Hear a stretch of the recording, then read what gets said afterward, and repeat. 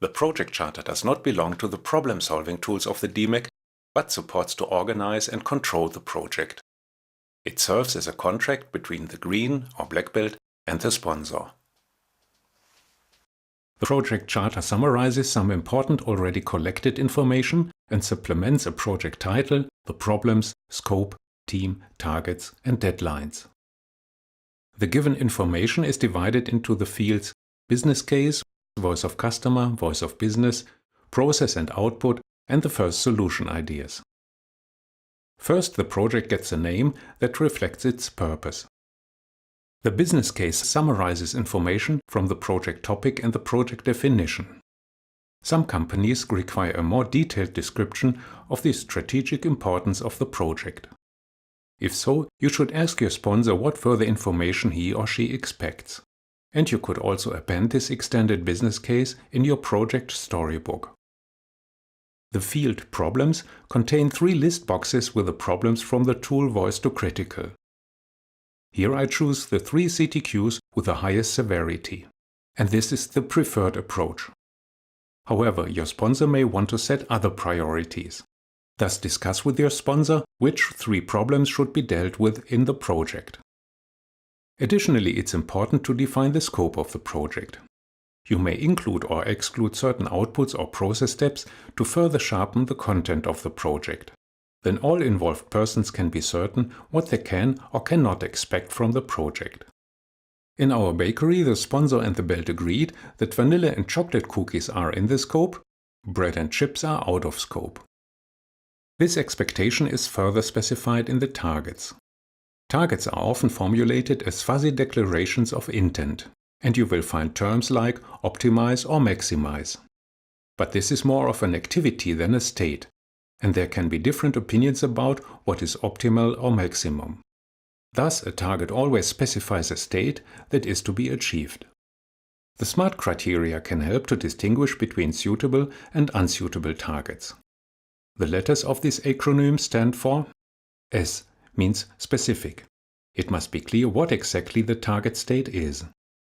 M means measurable. A measure and a target value or value corridor should indicate the success criterion. A means attractive. It is difficult for people to stand up for goals with which they do not identify. In any case, it is important that there is an incentive to commit to the target.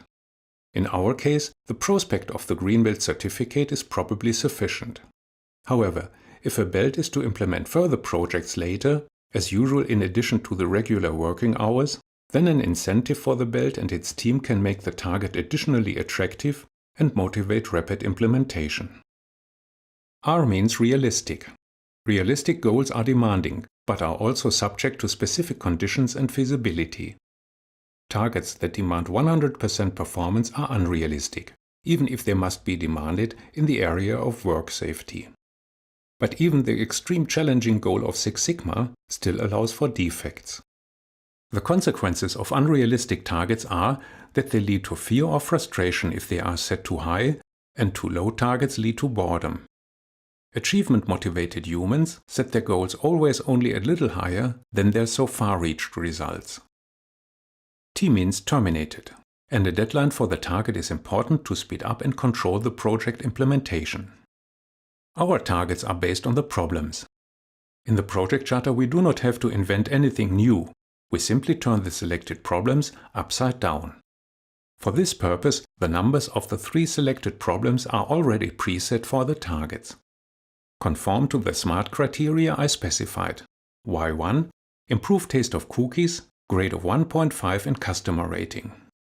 Y2, deliver ordered cookies on time, ±1 hour.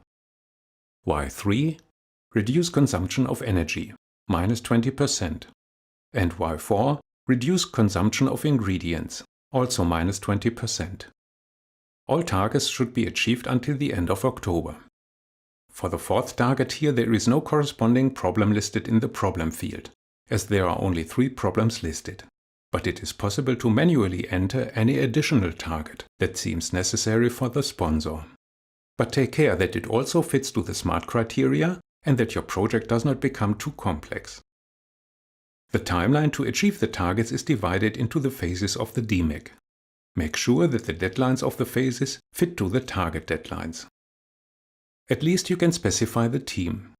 The list boxes allow you and your sponsor to build the team according to your specific needs. I entered, of course, the sponsor and our process owner, Chef de Cookie, as an accountable. The sponsor and the accountables of the project should be managers with the power to make decisions about resources and the implementation of measures. It is a good idea to also invite a person from controlling, to verify the monetary impact of the implemented measures later in the control phase. Additionally, I entered an important supplier and 2 selected external customers in this field too. Next, you can list the members of your project core team. You can enter your name as a green or black belt and invite subject matter experts of the process and output for your support. Depending on the cultural habits of your company, you, your sponsor, as well as the controller could sign this charter like a contract.